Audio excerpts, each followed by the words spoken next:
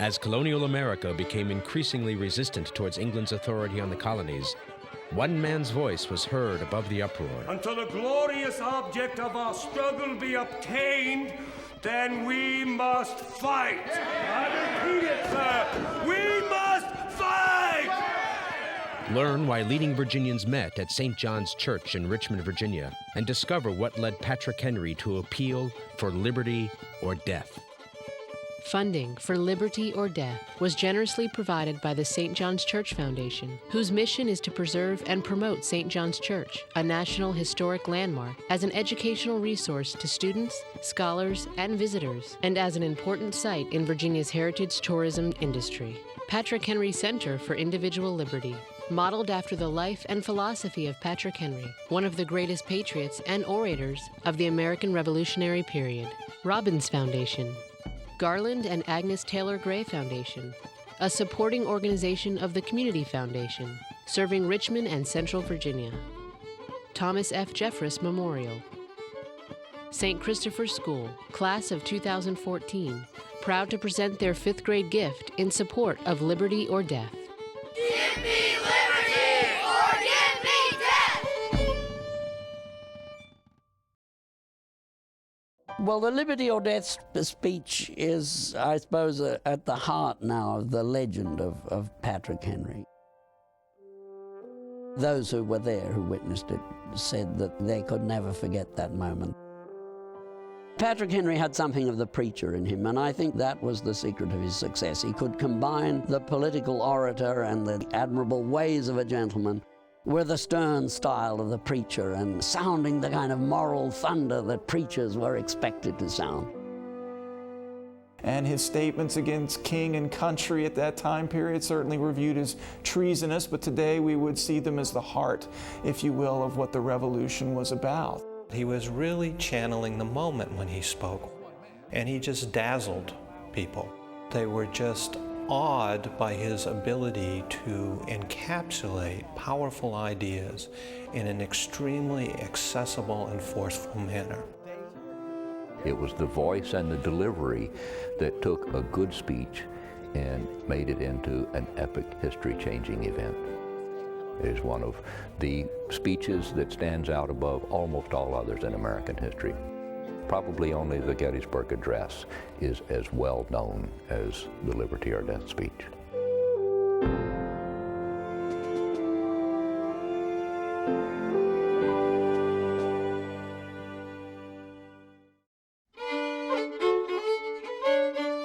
In March 1775, Virginia's leaders were gathering outside of the law to take care of the colony's affairs. They would travel from all parts of Virginia. At stake was their perceived right to self-government, a belief shaped since the earliest days of the colony. It has been said that the independent spirit of America was born out of the British policy of benign neglect towards the colonists. The shores and settlements of America were at least a 3-week journey by ship from England. This made it difficult for the crown to rule his subjects in the New World. The kings of England had more pressing matters to attend to, such as 3 civil wars and the challenges of royal succession. This is why, in 1619, the king allowed the colony of Virginia to set up its own government, a general assembly to make laws for society.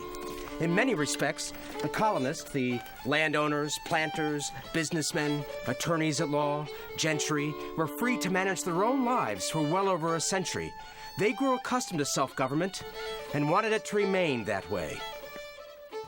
During this long period of time, the colonists came to appreciate the value of that independence from Parliament.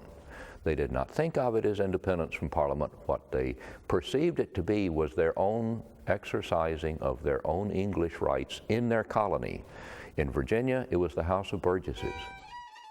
For 150 years, the colonists in North America had been taxing themselves to build a Capitol building and to build courthouses and to build churches and to build roads, to support militia companies to defend the colony from the Indians or from the French or from the Spanish or whatever other enemy there was. The English government largely neglected the colonies, and it had a wholesome, benign effect on the colonists. And during that time period, the colonies developed many of the institutions and the ideas which would later shape the Revolution. Those included things like economic relationships, political systems, and ideas about their rights and liberties, which ultimately drove what they would do in the Revolutionary period. The colonists could elect their own delegates to the lower assemblies, like the Virginia House of Burgesses, and they could form laws.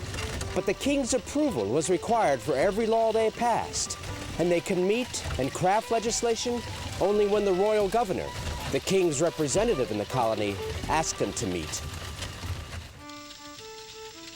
One court case illustrated the struggle between royal power and the General Assemblies.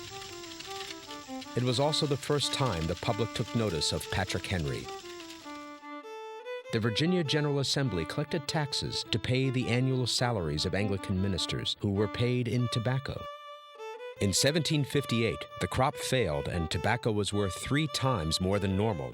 Virginia's economy struggled, but the ministers stood to make a windfall profit. In response, the General Assembly passed the Twopenny Act, a law intended to level the playing field by paying the ministers the original lower amount. The ministers appealed to the king, who struck down the law. One parson in Hanover County, Virginia, sued in court for the full amount that was due to him.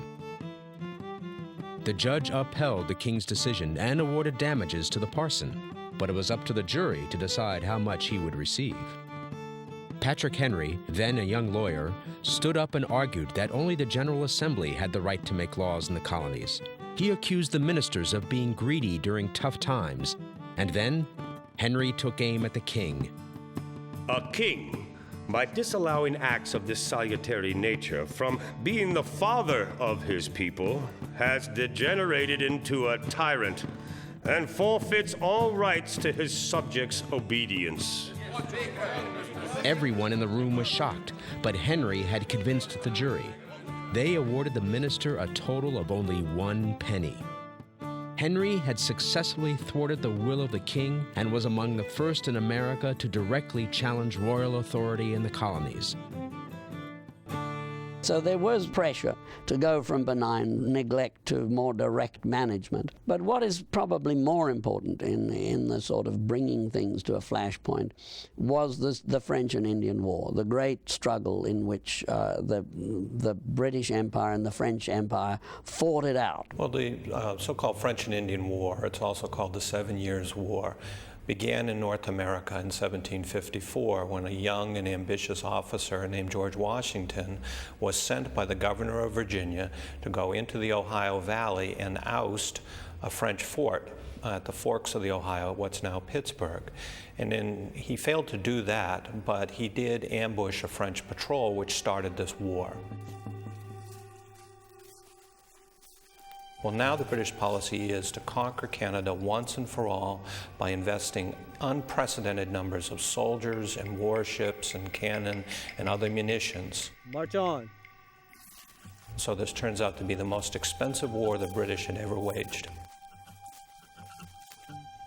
This meant at the end of the war, they had this enormous debt that they had to fund, and they also had a larger empire to administer. So the British are going to keep a permanent army of about 10,000 men in North America, whereas before the French and Indian War, they'd had virtually no men in North America. This is expensive, and so they need money for it. And the notion is they could get some of the money by taxing the colonists, as they had never done before. For the next 10 years, Parliament would impose various taxes on the colonies. The Sugar Act, a tax on imported sugar from the West Indies, was among the first.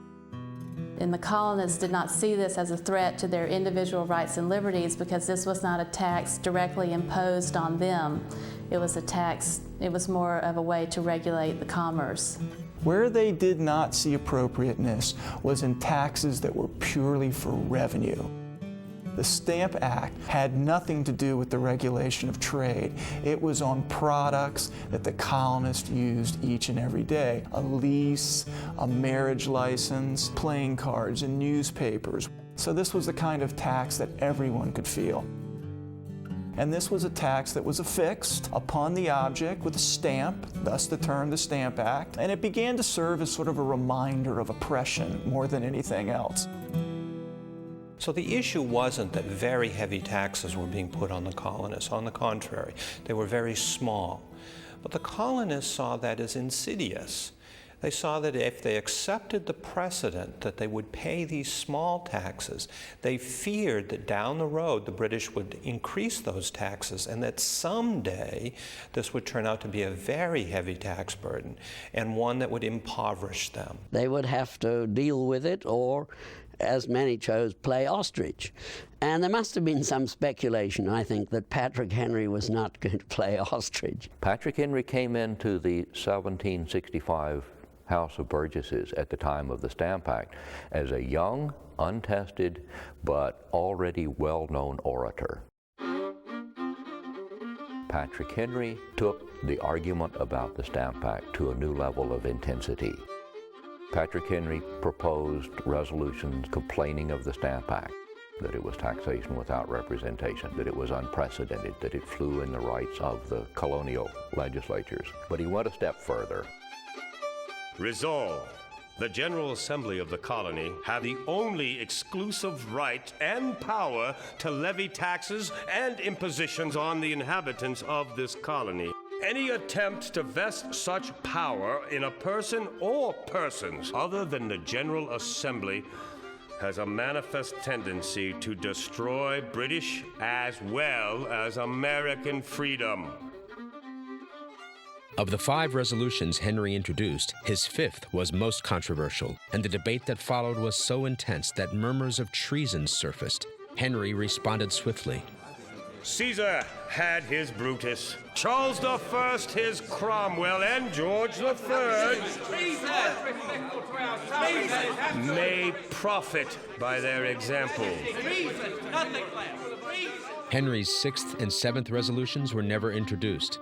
They were even more controversial than the 5th. The 7th stated that the colonies were bound only to the laws of the General Assembly and not the king. It also said that those who supported taxes imposed by anyone other than the Assembly was an enemy of the colony. In other words, it was, in a sense, an incitement to riot. It called on it gave legitimacy to outright resistance, defiance of the act.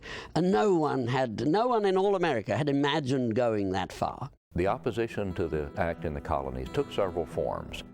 Informal groups in most of the colonies urged a boycott of English manufactured goods. Merchants, planters, farmers, men, women, old, young, all took part in refusing to do business under the Stamp Act, hoping to put pressure on English merchants and English manufacturers to put pressure on the House of Commons to repeal the act. Of course, it's also women who will make sure that the family doesn't buy British goods. They won't drink tea anymore. The most quintessential icon of Englishness, but it's women who have to find something else for their families to drink. The #1 item that colonists were importing from England was cloth. So it's women who say, rather than buying English-made cloth, we will go home, we will raise animals, we will shear off the wool and card the wool and clean the wool and twist it and spin it and weave it into cloth and then sew it into clothing. It wasn't until the American Revolution that we get this age of homespun. Men pass non-importation agreements, it's women who make them stick. Also, there were armed crowds that were armed with sticks and rocks that were doing their best to harass tax collectors and to oblige them to resign on peril of having their houses trashed or their bodies roughed up. The economic pressure they brought on the British Parliament succeeded. They failed to notice one thing, however. When Parliament repealed the Stamp Act, Parliament passed the Declaratory Act. The Declaratory Act stated very clearly that Parliament had the right and the constitutional power to legislate for the colonies in all cases whatsoever. That was a bolder declaration of parliamentary rights in the colonies even than the enactment of the Stamp Act. England will follow very quickly, however, in 1767 with a new series of acts known as the Townshend duties. And these were even a wider sweeping set of taxes on a variety of goods. And the colonists had a very, very negative reaction to the Townshend duties and led to further protests. Probably the most notable event that came from this is an event we know as the Boston Massacre. It led to a further log on the fire of revolution because most interpreted this as English oppression at its worst, firing into an unarmed mob. The colonists did learn that resistance did work to some degree, and when England repealed the Townshend duties, all were repealed except the tax on tea. The tax on tea actually lowered the price that colonists were going to pay for tea. Nevertheless, the fact that a tax continued caused a great deal of concern for a product that was widely consumed in the colonies. And so protests occurred over the tea tax that ranged again from drinking alternatives to tea to eventually dumping tea. As we know, the Tea Party occurred in Boston Harbor, but often forgotten is there were tea parties all up and down the East Coast. But what happened next is that the British responded in such a heavy-handed manner to the Boston Tea Party. They imposed these coercive acts, which punished the Port of Boston by shutting it down until the Bostonians paid for the tea that was destroyed. And they also altered the charter of government for Massachusetts, consolidating much more power in the hands of the royal governor of Massachusetts. That Virginians then almost unanimously said, if the British can just arbitrarily cut off a seaport's commerce and can arbitrarily change a colonial government, no colony is safe. All the colonies recognized that this was a common cause, that for all the differences they had with the Massachusetts folk and all their doubts about whether one should be so rash as to throw tea in the harbor, they knew we can't submit to this. The Virginia House of Burgesses called for a day of prayer to be in solidarity with the people of Boston. The royal governor, Lord Dunmore, reacted by dissolving the assembly. To convene would be unauthorized, but the delegates met anyway in the capital city of Williamsburg. This was the first Virginia convention, but the governor and his troops were too close and could easily disperse the delegates. The second Virginia convention would have to be further away, out of reach of the governor and his army.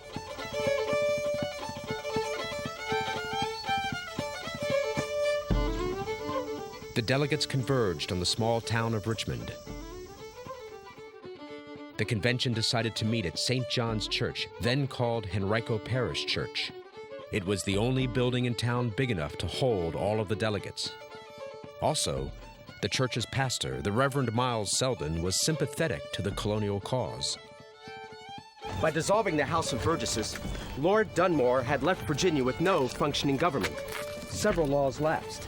Of major concern was no one had the authority to arm or train a militia, or to provide for its governance in case it was called up in defense of the country, especially against the Indians on the western frontier.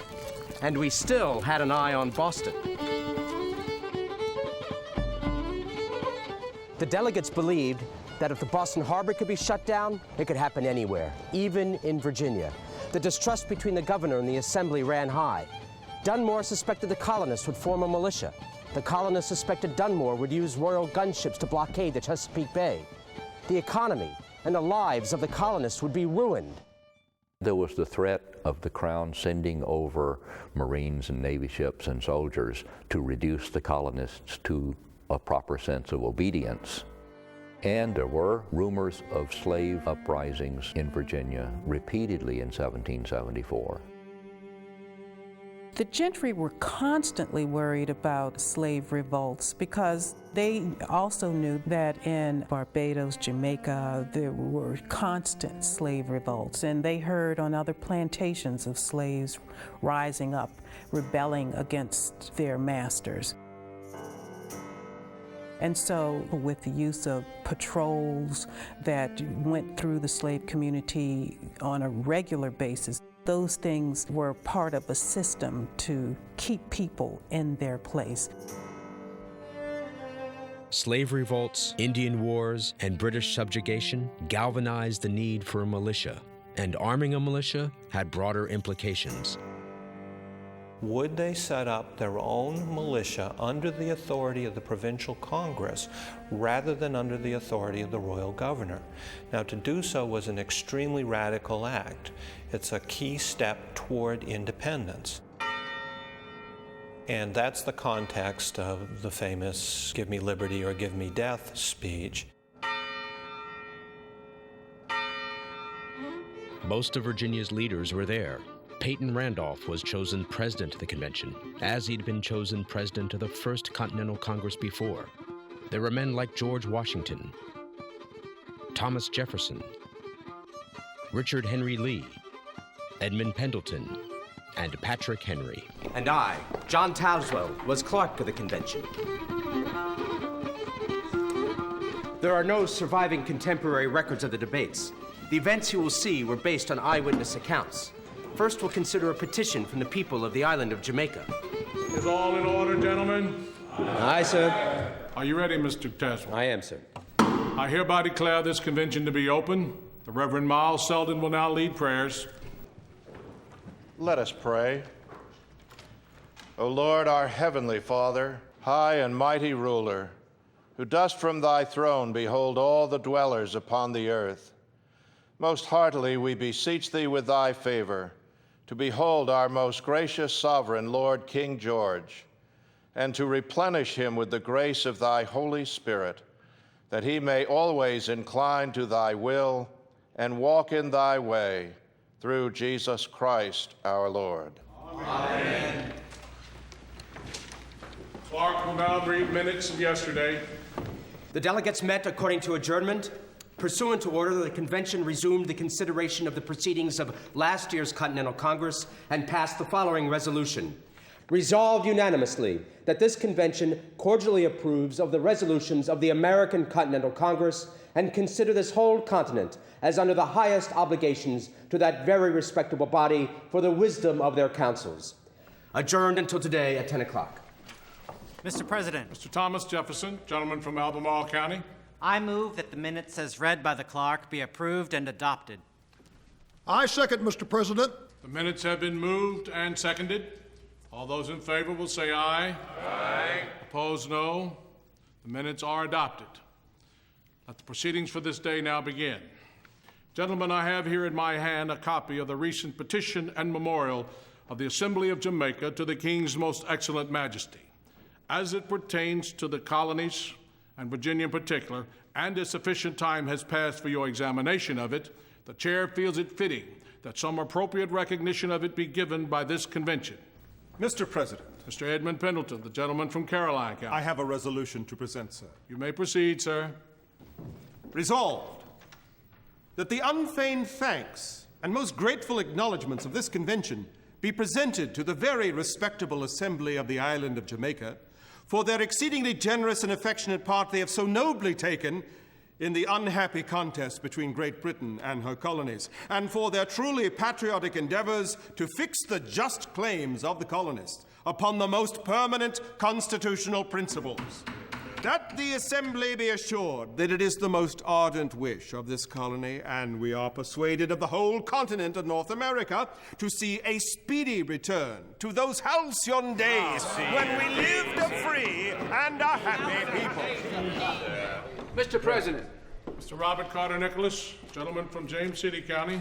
Mr. President, I rise to second the resolution read by the gentleman from Caroline. Hear, hear. We must stand firm for our country. Aye. But what days were happier than those of the near past? Mr. President. Virginia, under the best of kings, enjoyed a generous prosperity. I speak as treasurer of the colony, and I take a natural... Sir, the question on the floor is the adoption of the resolutions read by the gentleman from Caroline County. You have seconded them, have you not? Aye. Very well. All those in favor of adopting these resolutions will say aye. Aye. Are there any opposed? The resolutions are adopted. The clerk will transmit a copy of these resolutions to the Speaker of the Jamaican Assembly by the earliest opportunity. The floor is now open for new business. Mr. President. Mr. Patrick Henry, the gentleman from Hanover County.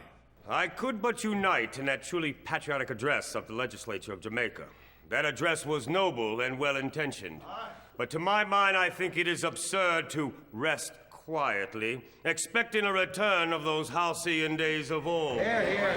I beg to offer the following resolution. You may proceed, sir. Resolved that a well-regulated militia, composed of gentlemen and yeomen, is the natural strength and only security of a free government. That such a militia in this colony would render it unnecessary for the mother country to keep among us any standing army of mercenary forces, and would obviate the pretext of taxing us for their support. That the establishment of such a militia is at this time absolutely necessary for the protection and defense of the country, and the known remissness of the government in calling us together in legislative capacity renders it too insecure in this time of danger and distress to assume that any provisions will be made to secure our inestimable rights and liberties from those further violations from which they are threatened. But this means war, Mr. Henry! Oh, therefore, that this colony be put to immediate state of defense. That a committee be named by this convention to prepare a plan for embodying, arming, and disciplining such a number of men as may be sufficient for that purpose. Mr. President. Mr. Richard Henry Lee, gentleman from Westmoreland County. Sir, I rise to second the resolutions of the gentleman from Hanover. I think they are timely and highly important. Thank you for the second, Mr. Lee. Don't be rash, sir. This is nothing short of a declaration of war. It is Mr. Henry who is rash. At this moment, the mother country is highly sympathetic towards us. Sympathetic when British ships blockade our harbors. We must do nothing disloyal to the king. Gentlemen, Mr. Lee has the floor. Sir, I yield to no man in proper loyalty to the king. But a king that fails to protect his subjects has broken the sacred covenant with his people. Gentlemen, I will not agree to the sacrifice of a single one of our rights and privileges to any power on earth. We use but a natural right in making provision for our protection. We mean no aggression, no violence, no treason. But if the ministerial powers in England choose to regard our actions as such, then I say to them, follow the responsibility of the course taken by them. Of course you suggest we'll be war. I hate to contemplate the thought of collision with the mother country. And I know our weaknesses. But gentlemen, has not nature come to our aid by spreading 3,000 miles of water between us and them?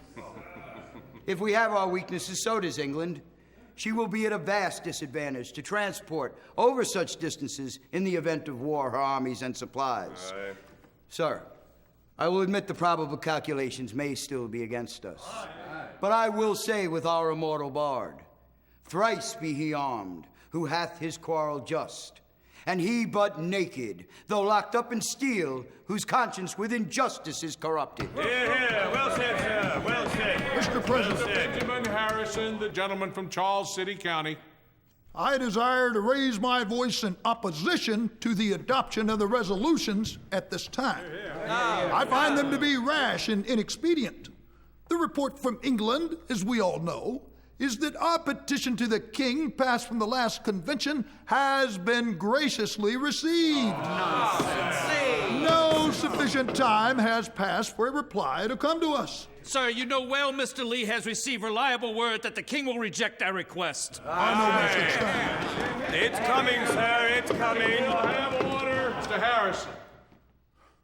Gentlemen, I am as warm a friend of liberty as any man in this convention, and is little disposed to submit. But national civility and filial respect demands that we do nothing hastily. We offered no provocations.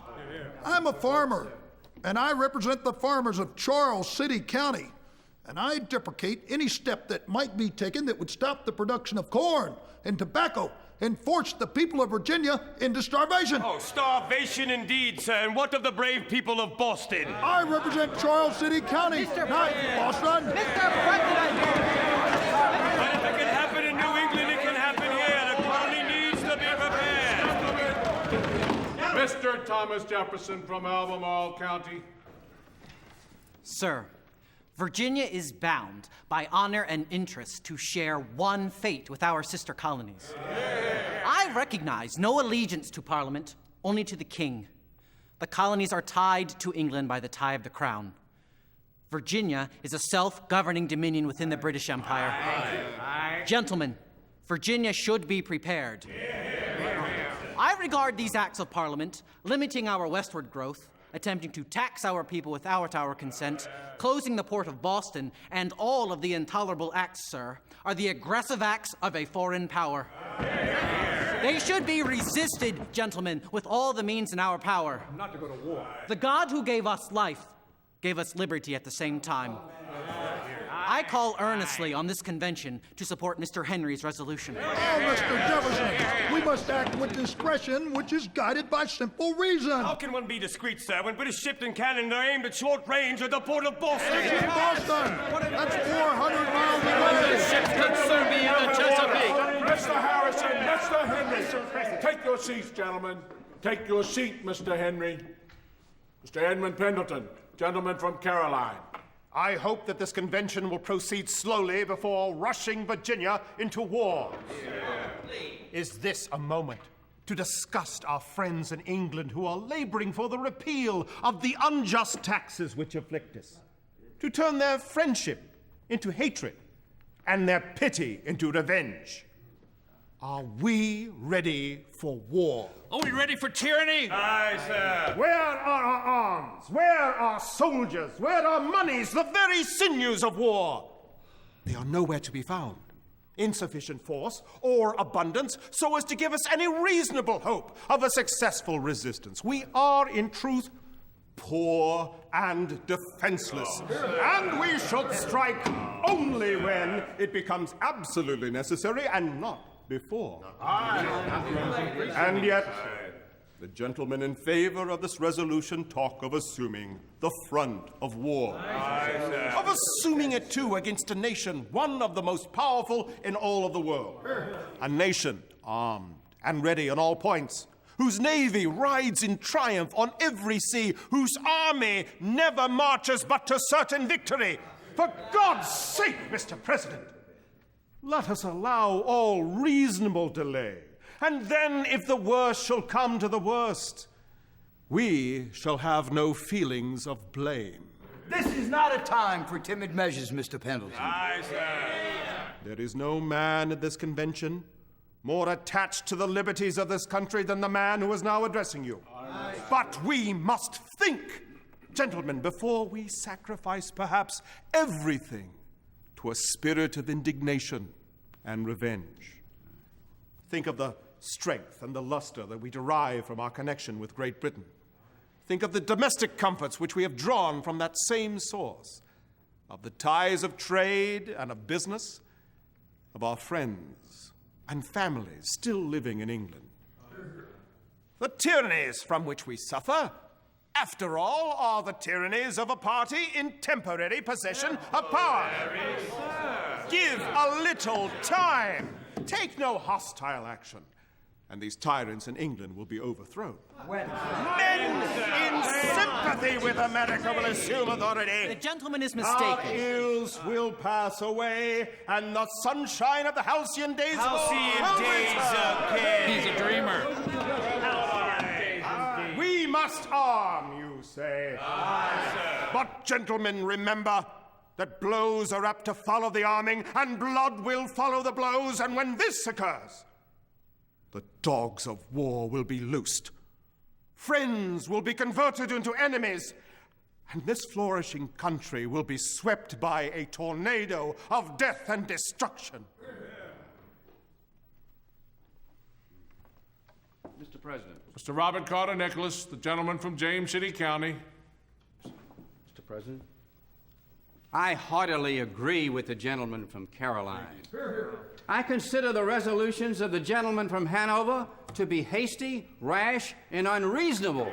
Sir. The motion pushes too far.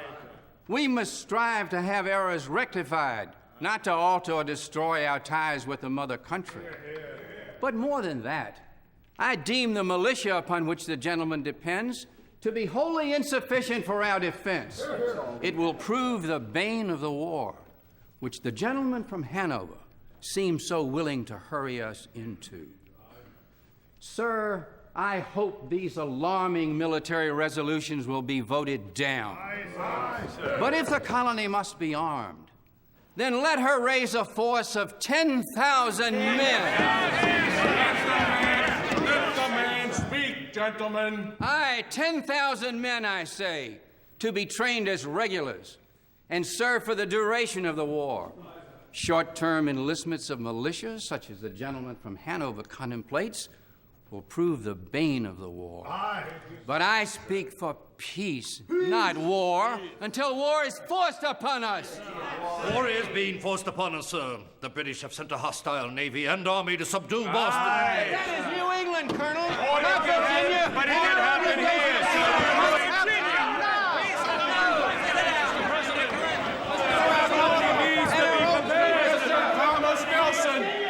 Gentlemen, Mr. Thomas Nelson, the gentleman from York County. Gentlemen, I'm a merchant in Yorktown, and I derive much profit from my trade with England.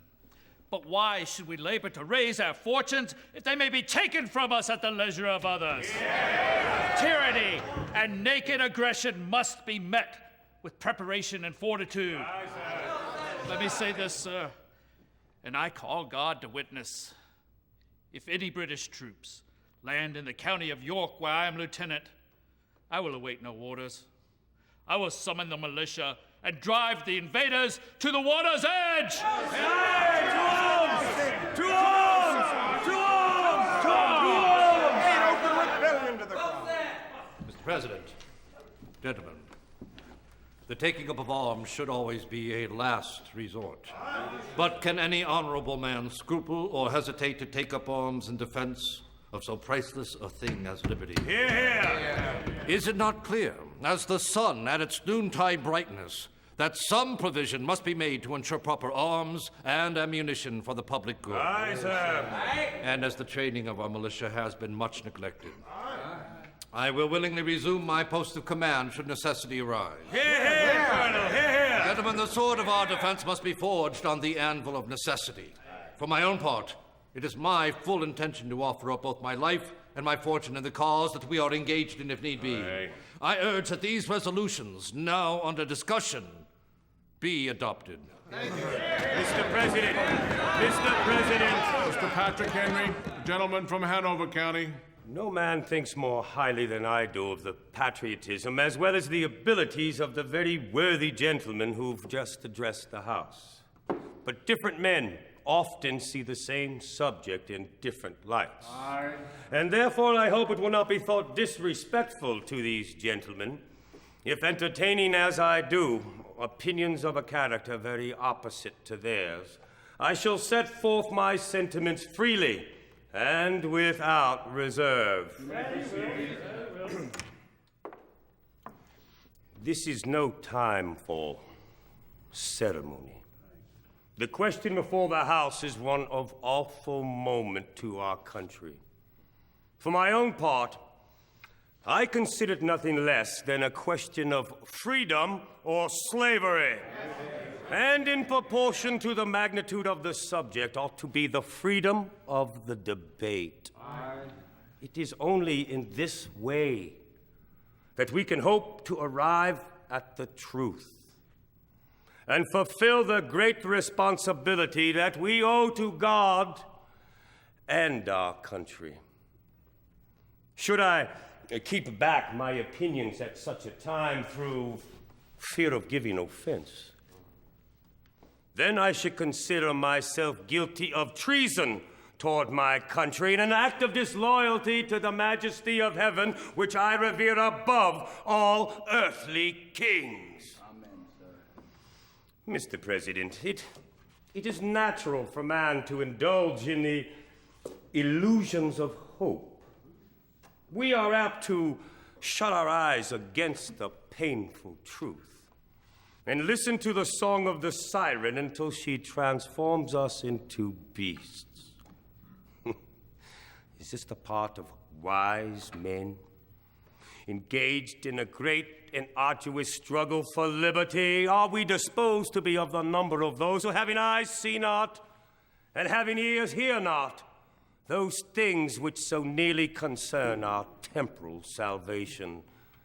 For my own part, however great the anguish of the spirit it might cost, I am willing to know the whole truth, to know the worst, and provide for it.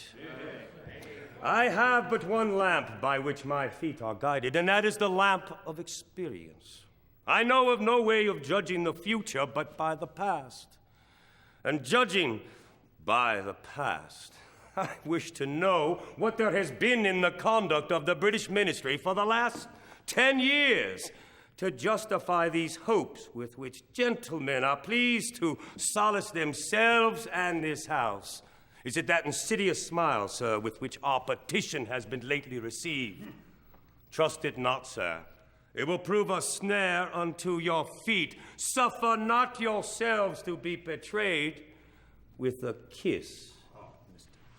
Ask yourselves how this gracious reception of our petition comports with these warlike preparations that cover our waters and darken our lands. Are fleets and armies necessary for our work of love and reconciliation? Have we shown ourselves so unwilling to be reconciled that force must now be called in to win back our love? Let us not deceive ourselves. These are the implements of war and subjugation, the last argument to which kings resort. And I ask, gentlemen, sir, what means this martial array if its purpose be not to force us into submission? Can gentlemen assign any other possible motive for it? Has Great Britain any enemy in this quarter of the world to call for all this accumulation of armies and navies? Oh, come now. No, sir, she has none. They are meant for us. They can be meant for no other. They are sent over to bind and rivet upon us those chains with which the British ministry has been so long forging. What have we to oppose them? Shall we try argument? Sir, we have been trying that for the last 10 years. Have we anything new to offer upon the subject? Nothing. We have held the subject up in every light of which it is capable, but it has all been in vain. Shall we resort to entreaty and humble supplication? What terms shall we find that have not already been exhausted? Let us not, I beseech you, sirs, deceive ourselves any longer. We have done everything that can be done to avert the storm which is now coming on. We have petitioned, we have remonstrated, we have supplicated, we have prostrated ourselves before the throne and implored its interposition to arrest the tyrannical hands of the ministry and parliament. Our petitions have been slighted. Our remonstrances have produced additional violence and insult. Our supplications have been disregarded, and we have been spurned with contempt from the foot of the throne. In vain, after all these things, may we indulge in the fond hope of peace and reconciliation. It is in vain to expect relief from a king who's become a tyrant, a fool, a puppet, treason, Mr. Henry! And no longer any hope be vested in the British people. There are no Britons, no Scotsmen, no Englishmen. Only a set of wretches, sunk in luxury, who've lost their natural courage and cannot look the brave Americans in the face. Gentlemen, there is no longer any ground for hope. If we wish to be free, if we wish to preserve inviolate those inestimable privileges which belong to us as free men. If we mean not basely to abandon the noble struggle in which we have been so long engaged, in which we have pledged ourselves never to abandon until the glorious object of our struggle be obtained, then we must fight. I repeat it, sir. We must fight! And appeal to arms and to the God of hosts is all we have left us. Arms, Mr. Henry! What arms? We are weak, sir! They tell us, sir, that we are weak, unable to cope with so powerful an adversary. But when shall we be stronger? Will it be the next week? Or the next year? Will it be when we are totally disarmed and a British Guard shall be stationed in every house? Shall we acquire the means of effectual resistance by lying supinely on our backs, hugging the delusive phantom of hope until our enemy hath bound us hand and foot? Sir, we are not weak if we make a proper use of those means the God of nature hath placed in our power. 3 millions of people, armed in the holy cause of liberty, and in such a country that which we possess, are invincible by any force our enemy can send against us. Besides, sir, we shall not fight our battles alone. There is a just God who presides over the destinies of nations, who will raise up friends to fight our battles for us. The battle, sir, is not to the strong alone. It is to the vigilant, the active, the brave.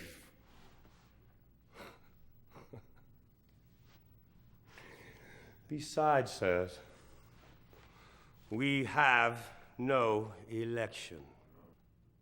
Should we be base enough to desire it, it is now already too late to retire from the contest. There is no retreat, but in submission and slavery. Our chains are forged, their clanking may be heard upon the plains of Boston. The war is inevitable, and let it come. I repeat it, sir, let it come! Mr. Henry, we speak for peace, sir! It is in vain to extenuate the matter. Gentlemen may cry, peace, peace, but there is no peace. The war is actually begun. The next gale that blows from the north shall bring to our ears the clash of resounding arms. Our brethren are already in the field. Why stand we here idle? What is it that they wish? What would they have? Is life so dear? Or peace so sweet as to be purchased at the price of chains and slavery? Forbid it, Almighty God!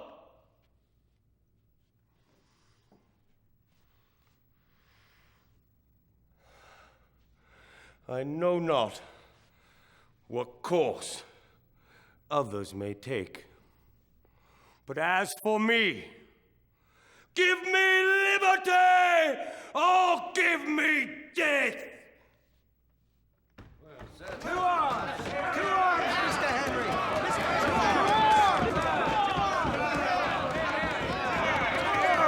Mr. Nelson, the gentleman from York County. I move that the question be put to the military resolutions proposed by Mr. Henry. Second, Mr. President. The question has been called and seconded on the adoption of the resolutions from the gentleman of Hanover for calling for the arming of the colony. The chair desires that every delegate weigh your decision carefully.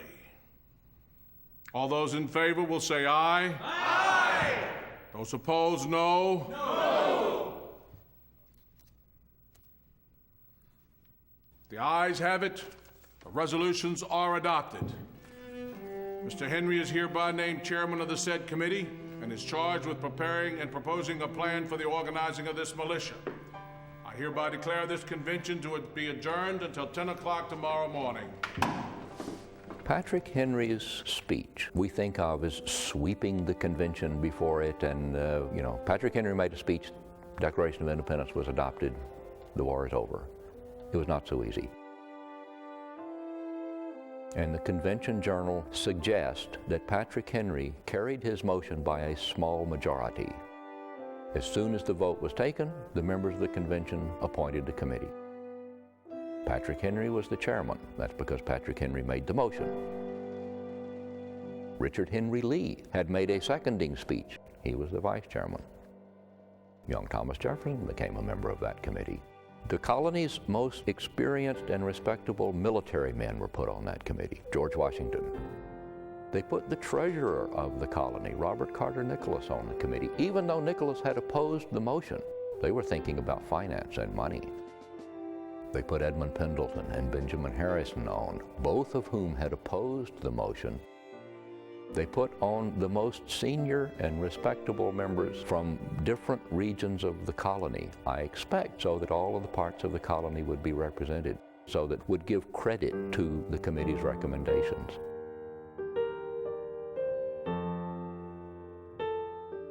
Patrick Henry's great speech predicting that the next gale from the northward would bring the sound of resounding arms. The war in the north has actually begun. And in fact, within 3 weeks, the battle at Lexington and Concord took place.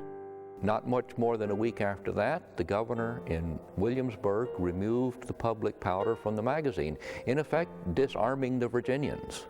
It seemed if Patrick Henry already understood the implications of everything that was going on and that a war was going to take place, and that with the actions of the Massachusetts and Virginia governors, they were disarming the people of the means of defending themselves. If you needed any other argument to convince people that there was a concerted plot afoot to rob the Americans of their liberties, you had just seen the effects.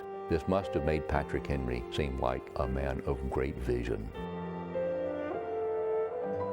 After the Second Virginia Convention, Richard Henry Lee introduced a resolution by Pendleton to the Second Continental Congress. It pressed for independence from England. Thomas Jefferson was then directed by the Continental Congress to craft Lee's resolution into a national declaration of independence.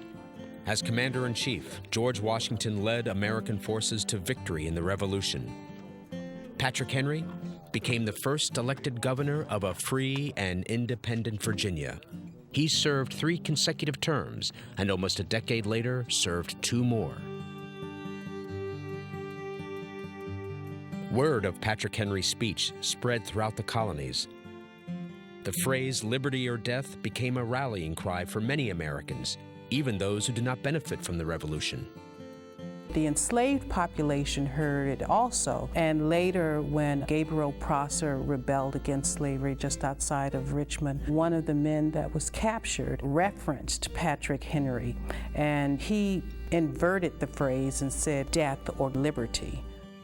One of the consequences was everyone began to think about freedom for themselves in a different kind of way.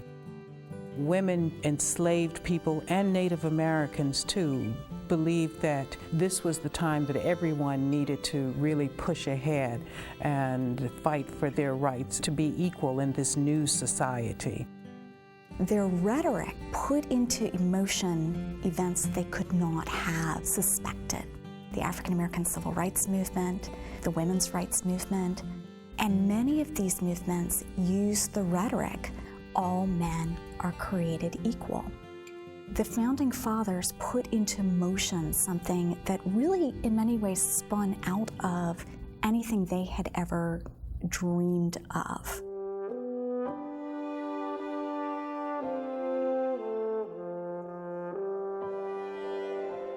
Well, Patrick Henry is a man who is a great mobilizer in Virginia, and without Virginia, there is no American Revolution.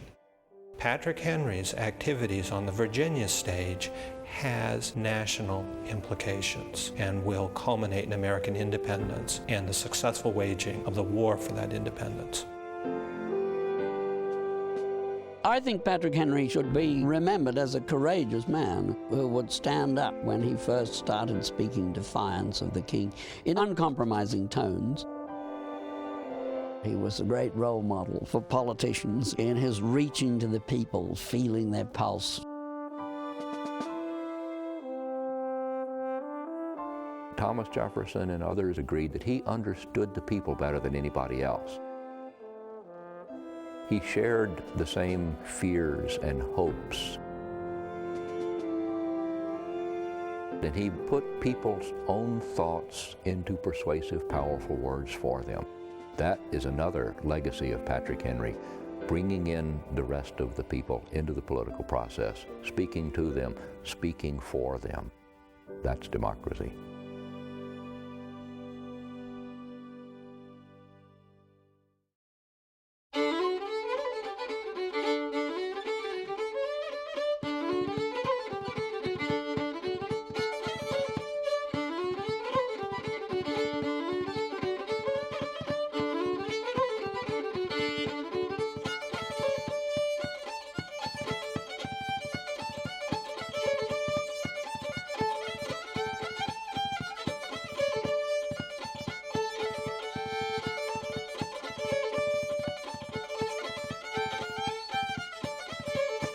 Liberty or Death is available on home DVD for $21.95, including shipping and handling.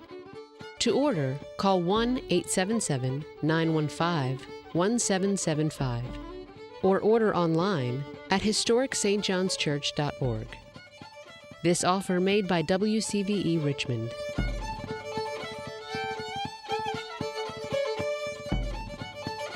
Funding for Liberty or Death was generously provided by the St. John's Church Foundation, whose mission is to preserve and promote St. John's Church, a national historic landmark, as an educational resource to students, scholars, and visitors, and as an important site in Virginia's heritage tourism industry. Patrick Henry Center for Individual Liberty, modeled after the life and philosophy of Patrick Henry, one of the greatest patriots and orators of the American Revolutionary period.